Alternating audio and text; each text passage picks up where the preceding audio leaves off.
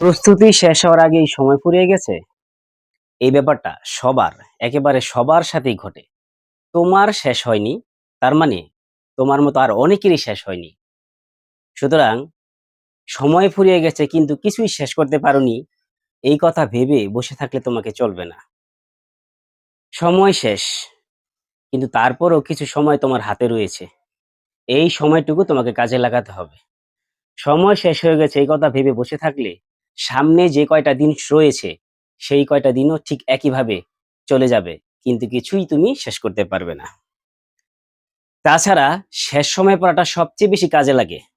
শেষ সময়ে এসে তুমি যাই পড়বে সেই পড়াটাই তোমার মস্তিষ্কে ঠিক স্থায়ীভাবে রয়ে যাবে, এবং পরীক্ষার হলে তুমি চোখ বন্ধ করে মনে করার চেষ্টা করলে তা তোমার চোখের সামনে ভেসে উঠবে। তাই শেষ সময়টুকু কাজে লাগাতে চাইলে তোমাকে মনে করতে হবে আজ থেকে তুমি জেলখানায় বন্দী। তোমার আত্মীয়-স্বজন, বন্ধু-বান্ধব, প্রিয়জন, মোবাইল ফোন, টেলিভিশন, আড্ডা, মজা ইত্যাদি থেকে তুমি দূরে।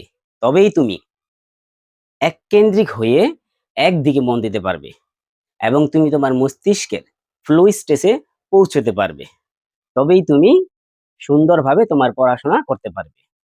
যেই পড়াটা তুমি পূর্বে ২ ঘন্টায় শেষ করতে পারোনি, এখন তুমি সেই পড়াটা ২০ মিনিটের মধ্যে শেষ করতে পারবে। তাই ভয় না পেয়ে এই ভিডিওটা দেখার পরপরই তুমি তোমার প্রস্তুতি শুরু করে দাও। আমরা তোমার পাশে রয়েছি এবং পাশে থাকব।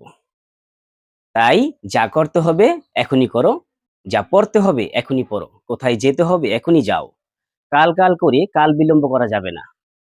তাহলে শুধু তোমার সময় তোমাকে পিছনে ফেলে সময় এগিয়ে যাবে। তুমি পিছনেই পড়ে থাকবে। সকল এইচএসসি ২০২৪ পরীক্ষা দিতে পাশে আমরা রয়েছি। তোমরা তোম তোমরা যেকোনো সহযোগিতা বা পরামর্শের জন্য আমাদের সাথে যোগাযোগ করতে পারো স্ক্রিনে থাকা নাম্বারে। সকলের কল্যাণ ও দীর্ঘায়ু কামনা করছি। আসসালামু আলাইকুম।